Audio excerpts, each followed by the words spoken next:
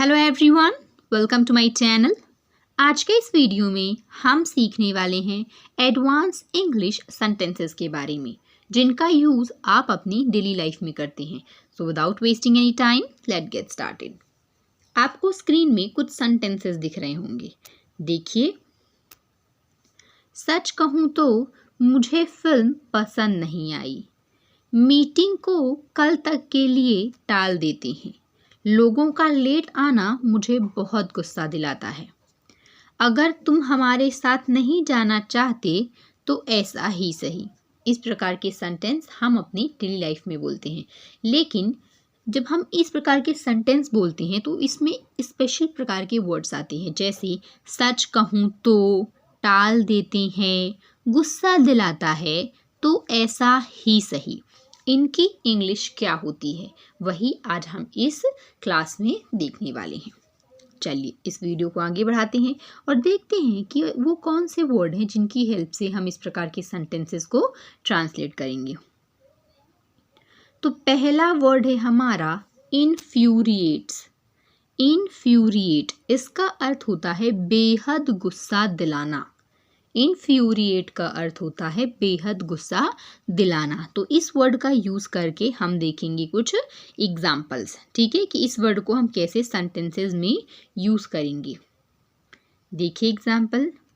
पहला एग्जाम्पल है, लोगों का लेट आना मुझे बहुत गुस्सा दिलाता है। पीपल कमिंग लेट रियली इन्फ्यूरेट्स मी। दिलाता है सिंपल प्रेजेंट टेंस का है, इसलिए हमने यहाँ पे ES लगाया है, ठीक है। लोगों का लेट आना मुझे बहुत गुस्सा दिलाता है।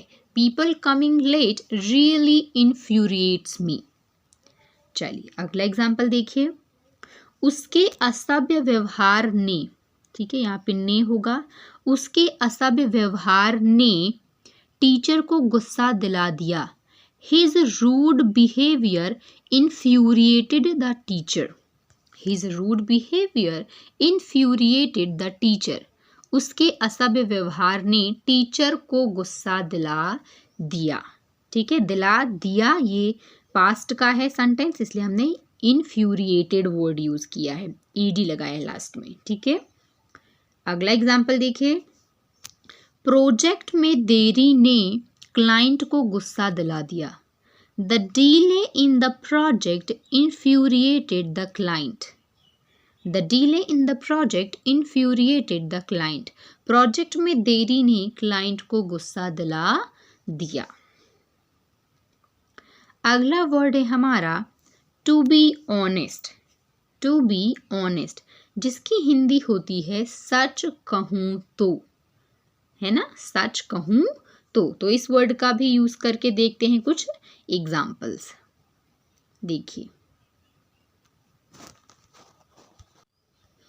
देखिए पहला एग्जाम्पल, सच कहूँ तो मैं थका हुआ हूँ। To be honest I am tired. सच कहूँ तो मैं थका हुआ हूँ। To be honest I am tired. अगला एग्जाम्पल देखिए। सच कहूँ तो मुझे फिल्म पसंद नहीं आई। To be honest I didn't like the movie. To be honest I didn't like the movie. सच कहूँ तो मुझे फिल्म पसंद नहीं आई। अगला एग्जाम्पल देखिए। सच कहूँ तो मैं कभी पेरिस नहीं गया।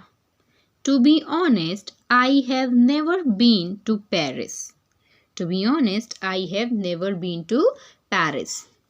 तो इस प्रकार के सेंटेंस हम बोलते हैं कि सच कहूँ तो मैं यहाँ नहीं गया हूँ। सच कहूँ तो मुझे खाना बनाना नहीं आता। सच कहूँ तो है ना, वह झूठ बोल रहा है। तो इस प्रकार के सेंटेंस भी आप बना सकते हैं टू बी ऑनेस्ट का यूज़ करके।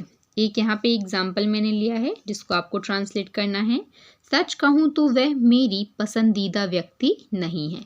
तो इसको आपको ट्रांसलेट करना है टू बी ऑनेस्ट का यूज़ करके। चलिए अगला वर्ड देखते हैं। अगला वर्ड है हमारा so be it. So be it, इसका अर्थ होता है तो ऐसा ही सही।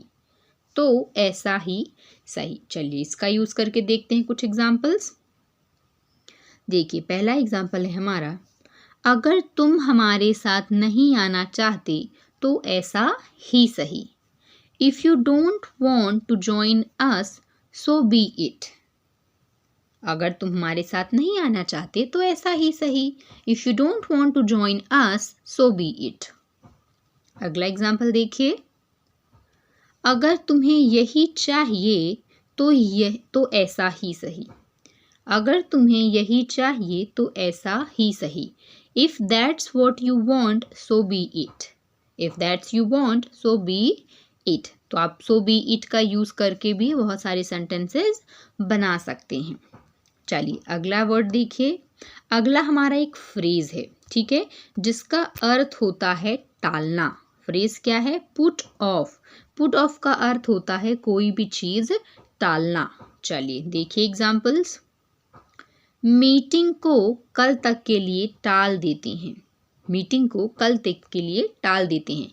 Let's put off the meeting till tomorrow.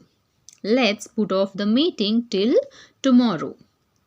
अगला एग्जाम्पल देखिए, अपने काम को आखिरी मिनट तक मत टालो। Don't put off your work until the last minute. अपने काम को आखिरी मिनट तक मत टालो। चलिए अगला एग्जाम्पल देखिए, बारिश के कारण संगीत कार्यक्रम टाल दिया गया। बारिश के कारण संगीत कार्यक्रम टाल दिया गया। The concert was put off because of the rain. The concert was put off because of the rain. यहाँ पे एक सेंटेंस मैंने और लिखा है जिसको आपको ट्रांसलेट करना है और कमेंट बॉक्स में कमेंट करके बताना है। देखिए क्या है सेंटेंस।